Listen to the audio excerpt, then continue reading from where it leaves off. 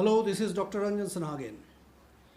I welcome you all in my Easy English course, online Easy English course. So, my dear students, my well wishers, my viewers, you get ready. Today, I'll discuss about article. Article. What is an article? Article is a kind of an adjective. If somebody asks you what is an article, your answer will be like that. Article is a kind of an adjective. Kind of an adjective.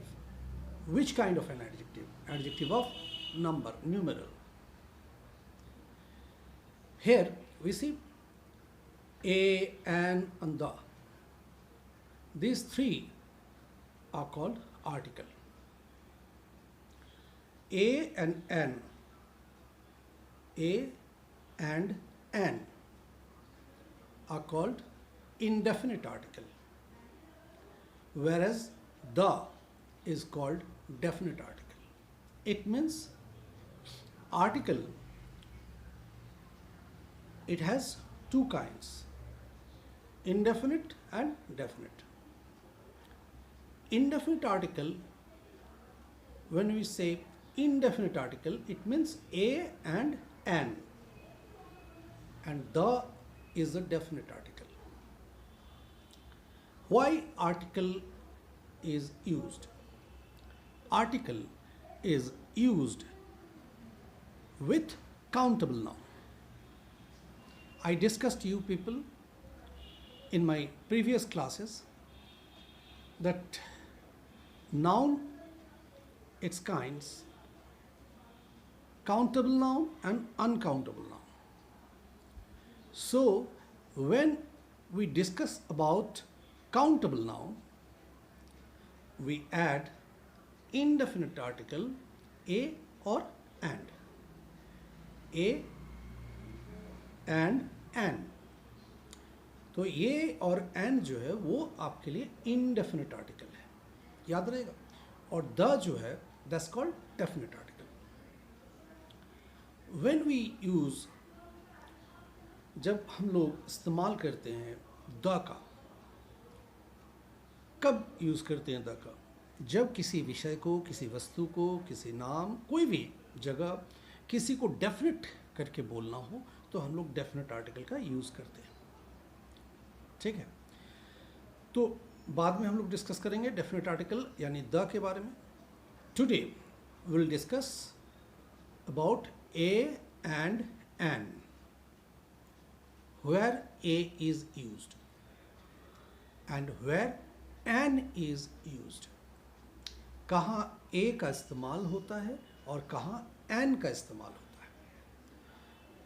जरा आप याद करो, पहले मैंने कहा था कि जो कॉन्सोनेंट और भावेल होते हैं, तो भावेल कितने होते हैं? ए, ई, आई, ओ, यू. यहाँ आपको ध्यान में रखना है कि ए, ई, आई, ओ, यू जो भावेल का साउंड्स आ जाता है, वहाँ यानी जो वर्ड भावेल का जो उच्चारण जिसको बोलते हैं साउंड होता है, वहाँ पर उस जगह हम लोग एन का यूज़ करेंगे, और जहाँ कॉन्सोनेंट का साउंड आता है वह हम अ का यूज़ करेंगे. बाकी जब ना हमारा जो सब्जेक्ट है वो काउंटेबल होगा तो हम आर्टिकल का इस्तेमाल करेंगे, वेदर इट इज़ ए और एन. तो चाहे वो ए हो और एन हो, तो दोनों ही काउंटेबल के लिए यूज़ होगा, परंतु ए को हम लोग कॉन्सोनेंट के साथ और एन को हम लोग भावेल के साथ यूज़ करेंगे. ये सिंपल एक रूल है, बट एक ट्रिक मैं आपको बता रहा हूँ. One thing you just remember, my dear students, I told you, when I see today many of us are teaching English, always remember it is not everyone's cup of soup or cup of tea. ये हर किसी के बस की बात नहीं है. कुछ ऐसे फॉर्मूलाज हैं, कुछ ऐसे तरीके हैं, उसको रट के उसको दिखाकर हम लोग इंग्लिश को नहीं सीख सकते. क्योंकि just you remember, just you feel, आप अपने जो मदर टंग है, as you speak, whether it is Bengali, English और हिंदी, उर्दू, फारसी, वट आप किसी भी अपना मदर टंग को जब आप बोलते हैं तो बहुत ईजीली आप बोलते हैं। ईजीली जब आप बोलते हैं तो इट मीन्स वहाँ पर देखिए एक पार्ट होता है ना जिसको हम बोलते हैं कॉल्यूकी, मतलब जो बोलचाल की भाषा। तो जो बोलचाल की भाषा में हम लोग का, के, की, था, थे, थी या फिर उतना ज़्यादा ग्रामर को ध्यान में नहीं रखते, बट इन रिटन वे जब हम लिखने की कोशिश करते हैं तो वहाँ पर हमारा फॉर्म जो है बिल्कुल सही होना चाहिए, जिसके लिए ग्रामर की बहुत ज़्यादा ज़रूरत होती है। आजकल यूँ तो देखा जाए बोलने और लिखने दोनों के लिए ही ग्रामर का ज़रूरत है, बट फिर भी जो अभी बोलचाल की भाषा में हम लोग बोलते हैं तो उसको एक साधारण रूप से वहाँ चल जाता है, थोड़ा बहुत लिबर्टी चलता है, बट ऑलवेज रिमेंबर एक फार्मूला जो है बेसिकली, जैसे हम लोग कैसे एक हिंदी सीख रहे हैं भाषा, तो वहाँ से अल्फ़ाबेट्स एक ज़रिया जो धीरे धीरे कैसे वो शब्द बन रहा है, शब्द में कौन सा संधि है, कौन सा समास है, ये एक थॉरली जो है एक मतलब ग्रामर का एक पद्धति है।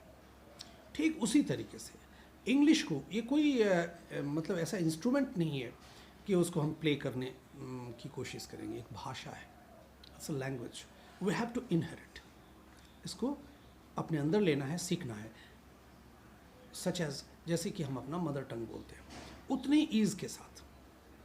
तो इसीलिए ये जो मैं बता रहा हूँ इन माई ईजी इंग्लिश क्लास, यहाँ पर मैं कोई उस तरह का जो रूल्स लगाकर या याद करने की बात आपसे नहीं कर रहा हूँ, मैं सिर्फ वो छोटे छोटे चीज़ आपको बता रहा हूँ जिसको आपको याद रखना है, प्रैक्टिस में रखिए।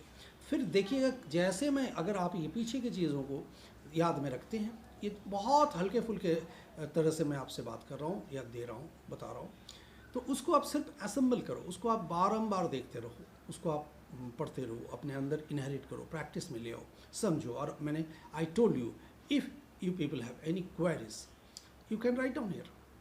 आप कहीं भी, इतने सारे वीडियोज़ हैं, आप कहीं भी मुझसे कुछ भी पूछ सकते हैं, एक कमेंट करो और फिर मैं आपको कनेक्ट करूँगा, आपके साथ वार्तालाप होगी हमारी डायरेक्टली। आप चले आओगे और हमारा नंबर से हम बात करेंगे आपसे। बट यहाँ पर मेरा सिर्फ आपसे इतना ही कहना है कि जो वीडियोस को मैं कोशिश कर रहा हूँ, ये छोटा छोटा वीडियो जो क्लिप्स के रूप में मैं आपको दे रहा हूँ, कुछ ऐसा चीज़ नहीं है जो आपको भारी भरकम है याद करना है, छोटा सा चीज़ है, सिर्फ उतना ही आप याद करो। और मैं ये भी नहीं कह रहा हूँ कि इतने में ही आपका ग्रामर ख़त्म हो गया, ये सिर्फ एक आउटलाइंस बना रहा हूँ। कैसे होता है कि आप एक बाउंड्री खड़ा कर रहे हो, है ना। अभी प्लिंथ जो है, तो प्लिंथ में कैसे होता है, अगर मैं वहाँ बनाऊँगा बेसमेंट तो पहले उसको पीटा जाता है, मिट्टी बैठाया जाता है, ईंटे को प्लिंथ के रूप में रखा जाता है, वगैरह वगैरह, छड़ वगैरह से लगा। तो ये सब उसी की एक कोशिश है, ये अल्टीमेट नहीं है। इसीलिए ऑलवेज रिमेंबर, ये अल्टीमेट नहीं है, दिस इज़ नॉट फाइनल। अभी इन वीडियोस के ज़रिए सिर्फ हम वही काम कर रहे हैं कि आपका जो मनोबल है उसको आहिस्ते आहिस्ते बैठा रहे, ताकि आप चुनौतियों को लेना सीख लें, आपके मन में कॉन्फिडेंस आ जाए। Okay, now follow me. यहाँ मैंने क्या बोला कि आर्टिकल जो है दो तरह से भी हमने देखा है, एक इंडेफिनिट और दूसरा डेफिनेट। तो इंडेफिनिट आर्टिकल आज हम लोग देखेंगे इस वीडियो के ज़रिए, छोटा सा टास्क है आप लोगों के लिए। फिर डेफिनेट आर्टिकल अलग वीडियो में आएगा, तो इसको आप लोग वहाँ पर अप टू डेट हो जाइएगा।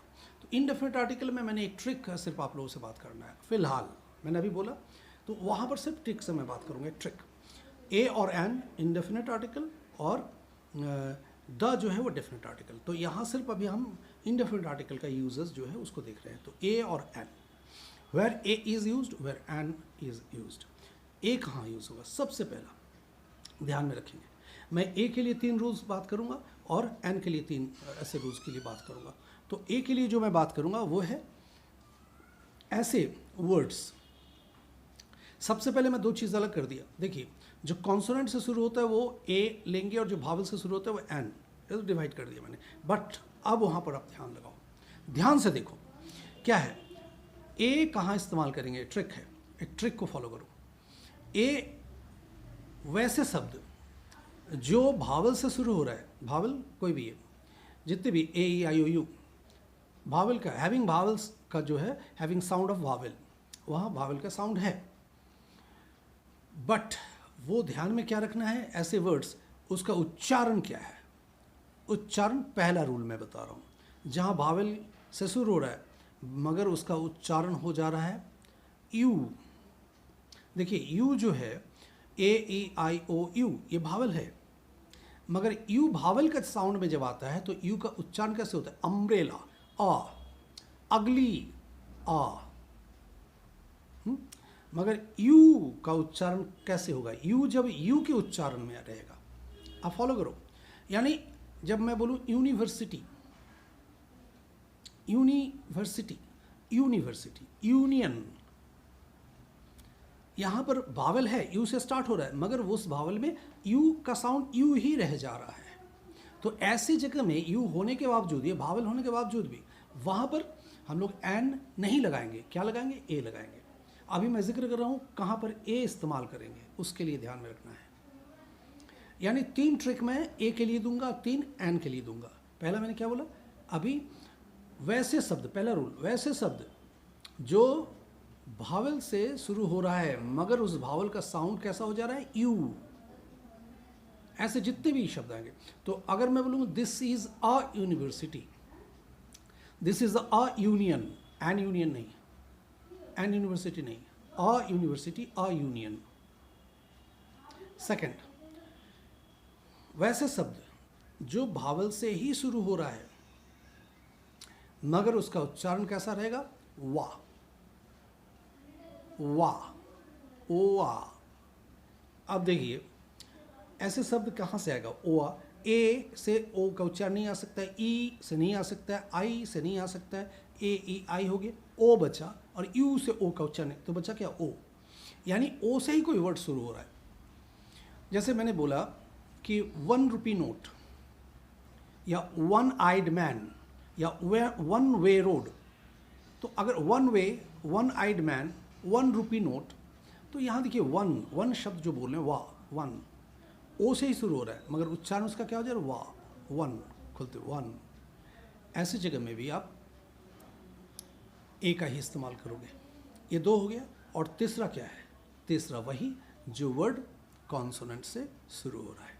जैसे pen, rat, cat, this is a pen, this is a rat, this is a cat, और वो काउंटेबल में है, याद रहेगा।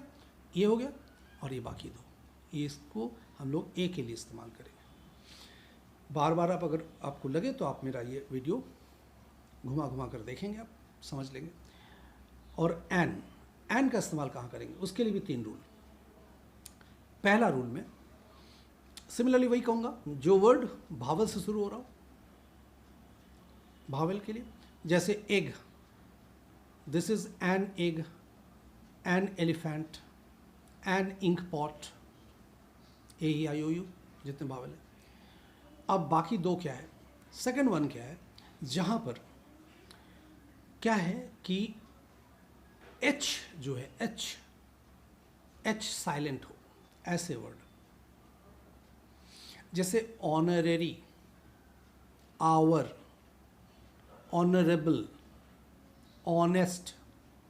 देखिए ध्यान से, H से शुरू हो रहा है, HONEST, ऑनेस्ट, लेकिन उच्चारण क्या करें, ऑ।